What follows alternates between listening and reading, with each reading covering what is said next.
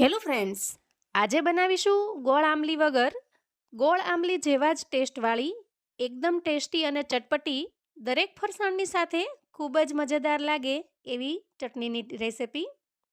આંબલીના ઉપયોગ વગર એકદમ ટેસ્ટી અને ચટપટી ચટણી બનાવવા માટે આપણે અહીંયા લઈશું મોટી 2 ચમચી જેટલો આમચૂર પાવડર અને 5 ચમચી જેટલું સંચળ લઈશું અને 1 ચમચી જેટલું અહીંયા કાશ્મીરી લાલ મરચું લઈશું. અડધી ચમચી જેટલો આપણે અહીંયા શેકેલા જીરાનો પાવડર લઈશું અને થોડું અમથું સ્વાદ પ્રમાણે મીઠું લઈશું. હવે આ બધા જ મસાલાને આપણે મિક્સ કરી દઈએ. હવે આપણે એક કુકિંગ પેન લઈશું અને મિક્સ કરેલા બધા જ મસાલાને આપણે પેનની અંદર એડ કરીશું અને ત્યાર પછી પેનની અંદર આપણે પોણો ગ્લાસ જેટલું પાણી એડ કરવાનું છે અને સારી રીતે મિક્સ કરી લઈશું. હવે આ મિશ્રણને આપણે સારી રીતે ગરમ કરી લેવાનું છે. આપણે આના અંદર એક ઉફાળ આવવા દઈએ.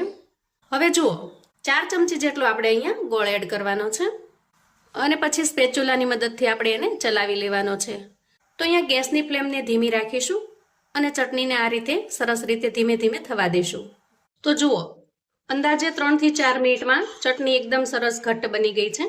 તો અહીંયા ગેસની ફ્લેમને આપણે બંધ કરીશું. જુઓ એકદમ સરસ ચટપટી, જોતા જ મોઢામાં પાણી આવી જાય એવી સરસ બનીને તૈયાર થઈ છે. અને ચટણી પણ એટલી ટેસ્ટી બને છે કે બજારની ચટણીને પણ ફીકી પાડી દે એવો સરસ ટેસ્ટ બનીને તૈયાર થાય છે.